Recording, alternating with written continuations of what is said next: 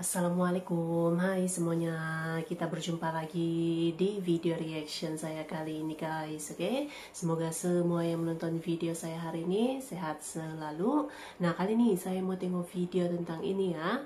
Dunia dibuat kaget karena orang Afrika berbondong-bondong belajar bahasa Indonesia. Kenapa ini? Orang-orang Afrika semakin banyak yang belajar bahasa Indonesia ya. Walaupun jauh gitu kan sana di Afrika, tapi tertarik untuk belajar bahasa Indonesia ya. Begitu mendunia. So, jangan lama-lama lagi, mari sama tengok video ini. Let's go. Mas Diago, apa kabar? Baik. Mas Diago, kamu dari mana?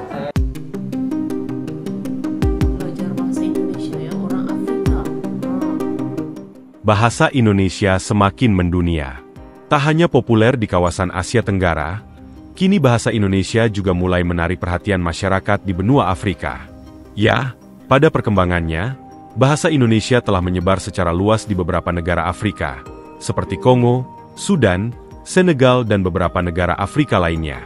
Hal ini terlihat dalam sebuah video, ketika salah satu orang Sudan, yang sedang melaksanakan ibadah di Madinah, begitu fasih berbicara menggunakan bahasa Indonesia. Ketika orang Sudan Afrika fasih berbahasa Indonesia. Bisa ambil video enggak kamu bahasa Indonesia? Bisa, nggak apa-apa. Coba perkenalkan namanya, Ustaz. Nama saya Salahuddin. Udah pernah di Indonesia dari 2011. Tapi orang Indonesia semua baik-baik kan? Orang Indonesia semua itu baik-baik. Bahasa Makassar tahu? Bakariba, makan codok kuda. Ya, mungkin beberapa dari kalian bertanya-tanya, kenapa bahasa Indonesia bisa menyebar di negara Afrika, Kedutaan Besar Republik Indonesia, atau KBRI di berbagai negara Afrika memiliki peran penting dalam memperkenalkan bahasa Indonesia.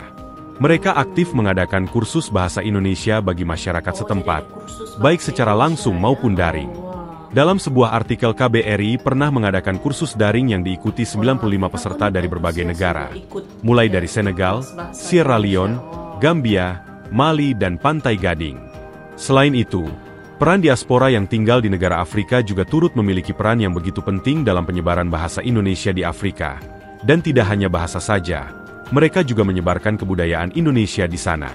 Maka jangan heran kalau kita bisa melihat ada banyak sekali orang Afrika yang menggunakan bahasa Indonesia dalam kehidupan sehari-hari, seperti yang terekam dalam video berikut. Selamat pagi. Apa sih Bang Sujiwo? Pagi-pagi. Masa Rajab dari Kongo? Rajab. Bisa bahasa Indonesia? Bisa. Udah lama kan kita bahasa Indonesia? Lama. Bisa sudah bahasa Indonesia ya. Siapa aja yang kenal? Sinaldi, Bang Ramadan, Bang Ilham. Banyak orang. Apa Indo, Mama Indo? Apa itu toh? Mama Indonya siapa? Apa itu? Mama Indo.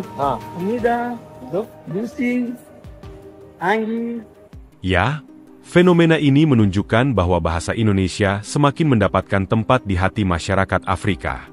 Bahkan, dengan semakin meningkatnya penutur bahasa Indonesia di negara Afrika, membuat banyak warga Afrika tertarik ingin belajar bahasa Indonesia, baik melalui kursus resmi yang diselenggarakan oleh KBRI, maupun secara mandiri.